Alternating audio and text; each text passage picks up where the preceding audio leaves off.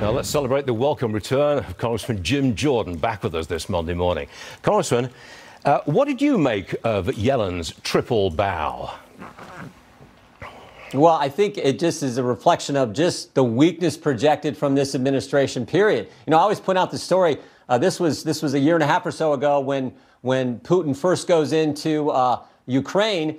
And Mike Pompeo was doing an interview, and the host asked Mr. Pompeo, said, Mr. Secretary, said, would this have happened in a Trump administration? And I thought Secretary Pompeo gave the great answer. He said, well, the short answer is I don't know.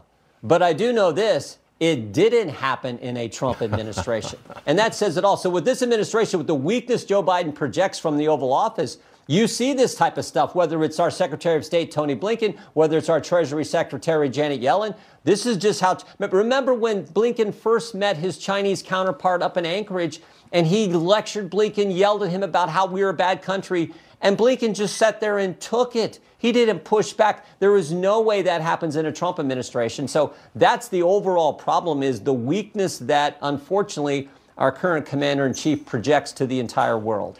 Congressman, what can you tell us about FBI Director Christopher Wray and his testimony that's coming up before your committee on Wednesday? You've got the Durham report, the IRS whistleblower, and now an investigation into cocaine being found at the White House.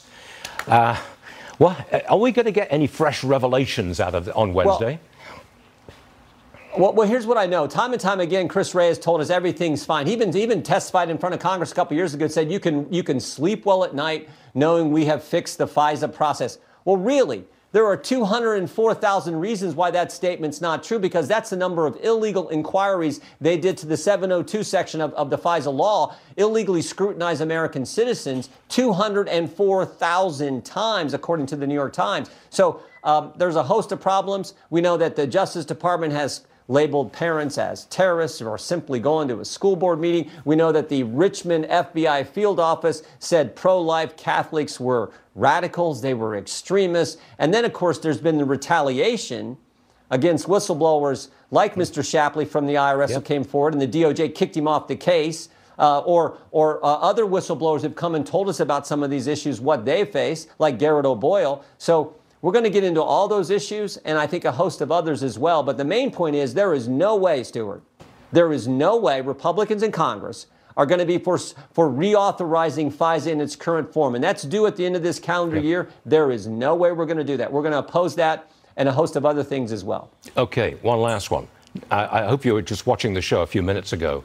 New York City considering using public schools to house migrants during the summer break. They say it's the last resort option to manage this surge. What do you think about that? Using schools to house migrants in New York City because you filled up the hotels and the emergency shelters?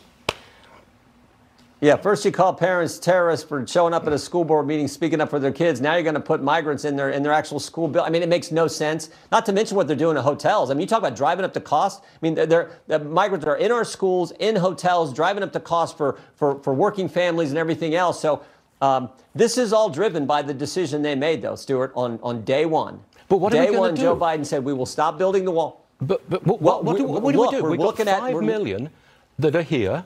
They're not going back. Currently, they're not working. What are we going to do here?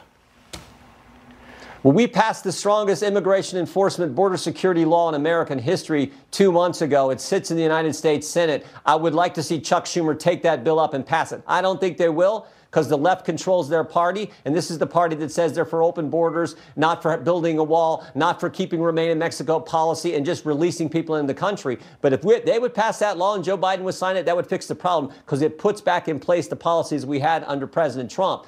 So in addition to that, we're going to continue to do our oversight. And as some have suggested, I think this is something that's being considered in the Congress, and that's the status of Secretary Mayorkas, because he has said time and time again that things are fine, and we obviously know they're not, as evidenced by the report you had earlier about what's going on there in New York City. Congressman Jim Jordan, you always manage to pack a lot into 3.5 minutes, and you just did that really well. Thank you, Congressman. We appreciate it, and we'll see you again soon. Thanks, sir. You bet.